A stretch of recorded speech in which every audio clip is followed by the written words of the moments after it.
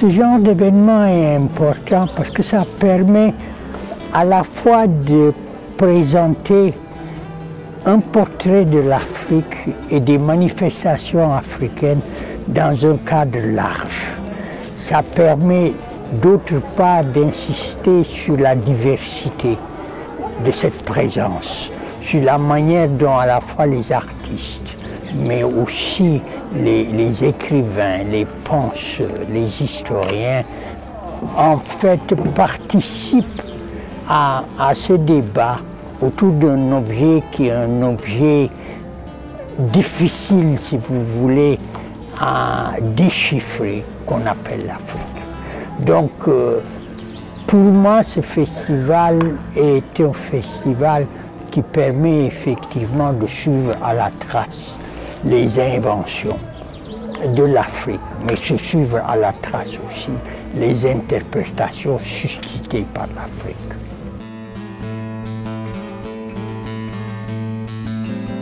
Quand les Africains rencontrent les Arabes, quand ils rencontrent l'islam, ils font une double opération. Cette opération, c'est à la fois une africanisation de l'islam, mais aussi une islamisation de l'Afrique.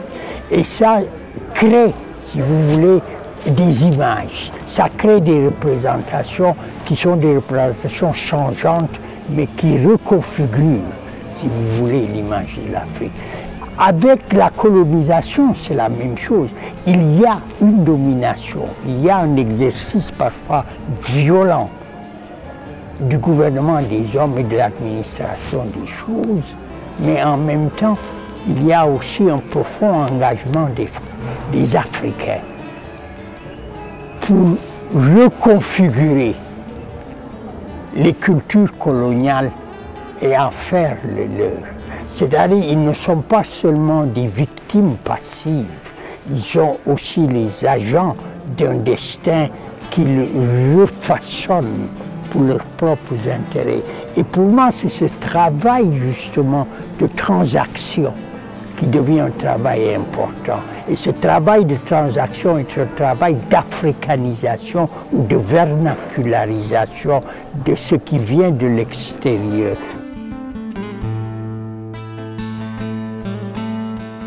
Souvent, on a dépassé cette décolonisation des savoirs, puisque c'est à quoi on assiste en Afrique. Comme je disais tout à l'heure, ce ne sont plus des procédures de réinvention de l'Afrique, pas des pouvoirs qui sont des pouvoirs dominants. C'est la participation des Africains eux-mêmes à cette réinvention. Et cette participation des Africains sollicite, si vous voulez, des savoirs. Ils sollicitent des cultures qui dans la plupart des cas étaient des cultures marginales. C'est ça qui fait qu'aujourd'hui, si vous voulez, les arts plastiques africains jouent un rôle aussi important, parce que ces arts plastiques participent d'une, si vous voulez, d'une logique qui est la logique de l'hybridation, qui est la logique du mélange. Et cette logique de l'hybridation et du mélange est une logique de l'innovation. Et cette innovation, effectivement, permet aujourd'hui de l'Afrique de participer au temps du monde, de participer à des récits.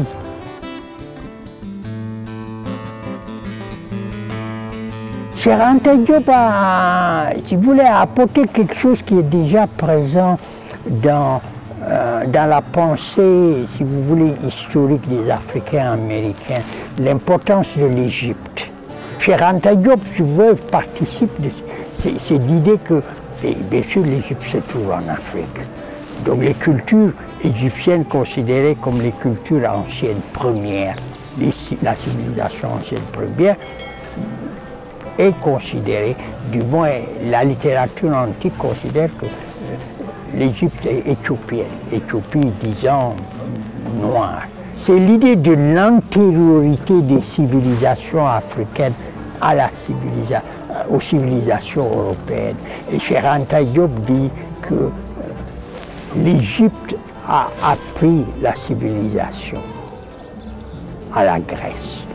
Et la littérature ancienne Hérodote et si tu veux, cette littérature a toujours reconnu que l'Égypte est noire.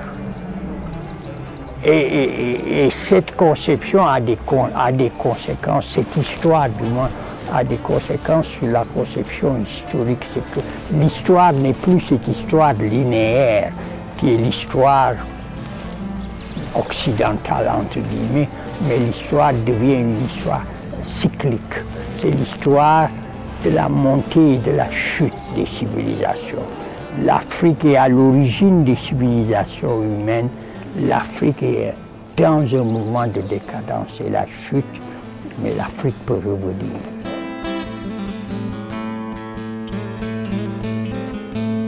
Aujourd'hui, les nouvelles générations sont en train de faire ce que j'appelle un écart. Et cet écart, c'est qu'ils ont une façon de penser la modernité qui est une façon plus ouverte et plus flexible. C'est-à-dire, la modernité n'est pas nécessairement une modernité occidentale. Elle peut être orientale avec l'islam.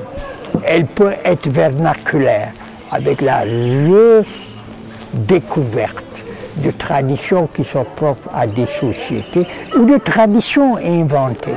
C'est-à-dire que il n'y a plus une modernité, mais il y a des modernités. Et ces modernités sont en tension.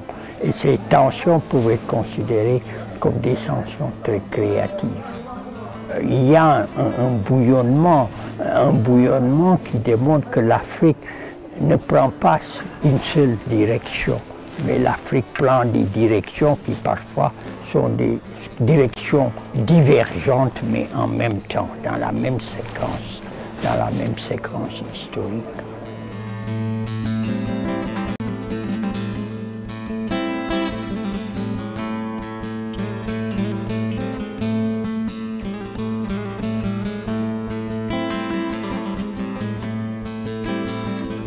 Ce genre d'événement est important parce que ça permet à la fois de présenter un portrait de l'Afrique et des manifestations africaines dans un cadre large. Ça permet d'autre part d'insister sur la diversité de cette présence, sur la manière dont à la fois les artistes, mais aussi les écrivains, les penseurs, les historiens, en fait participent à ce débat autour d'un objet qui est un objet difficile, si vous voulez, à déchiffrer, qu'on appelle l'Afrique. Donc, pour moi, ce festival est un festival qui permet effectivement de suivre à la trace les inventions de l'Afrique, mais se suivre à la trace aussi les interprétations suscitées par l'Afrique.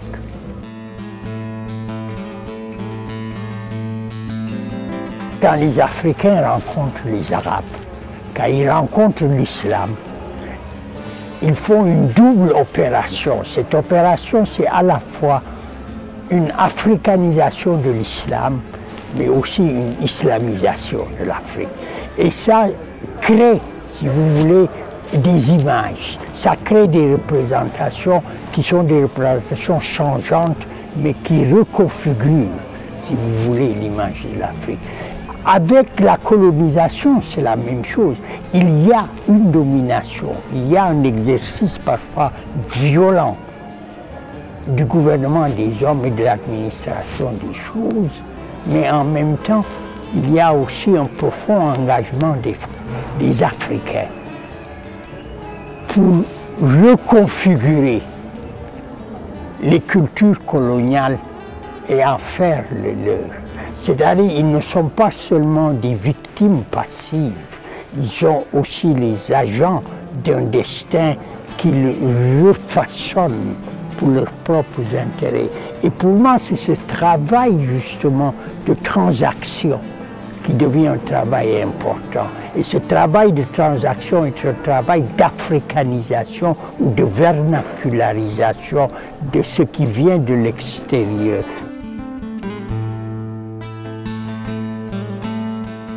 Pour moi, on a dépassé cette décolonisation des savoirs, puisque c'est à quoi on assiste en Afrique.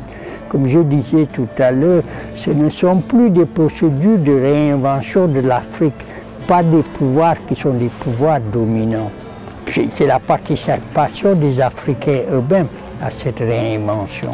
Et cette participation des Africains sollicite, si vous voulez, des savoirs. Ils sollicitent des cultures qui, dans la plupart des cas, étaient des cultures marginales. C'est ça qui fait qu'aujourd'hui, si vous voulez, les arts plastiques africains jouent un rôle aussi important, parce que ces arts plastiques participent d'une, si vous voulez, d'une logique qui est la logique de l'hybridation, qui est la logique du mélange. Et cette logique de l'hybridation et du mélange est une logique de l'innovation. Et cette innovation, effectivement, permet aujourd'hui de l'Afrique de participer au temps du monde, de participer à des récits.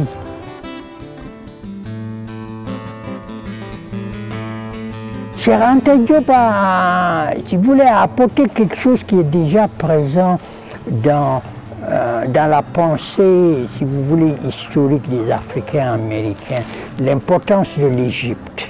Cheikh Anta Diop, si vous voulez, participe de c'est l'idée que, bien sûr, l'Égypte se trouve en Afrique. Donc les cultures égyptiennes considérées comme les cultures anciennes premières, la civilisation ancienne première, est considérée, du moins la littérature antique considère que l'Égypte est éthiopienne, Éthiopie disant noire. C'est l'idée de l'antériorité des civilisations africaines aux civilisations européennes.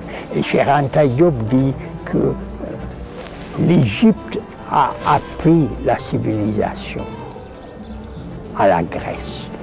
Et la littérature ancienne, Hérodote et ses suivants, cette littérature a toujours reconnu que l'Égypte est noire.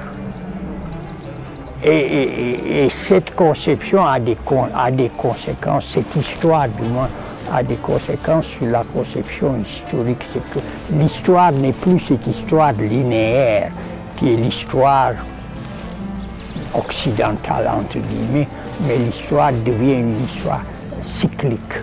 C'est l'histoire de la montée et de la chute des civilisations. L'Afrique est à l'origine des civilisations humaines. L'Afrique est dans un mouvement de décadence et la chute, mais l'Afrique peut revenir.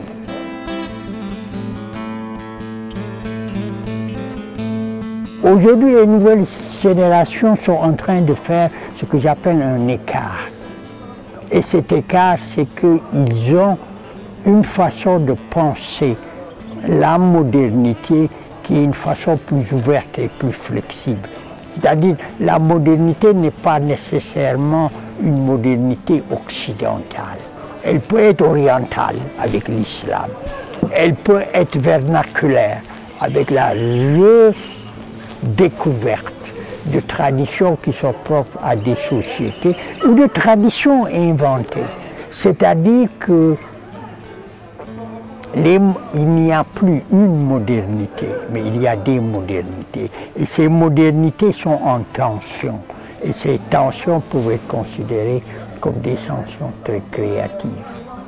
Il y a un bouillonnement qui démontre que l'Afrique ne prend pas une seule direction, mais l'Afrique prend des directions qui parfois sont des directions divergentes, mais en même temps, dans la même séquence historique.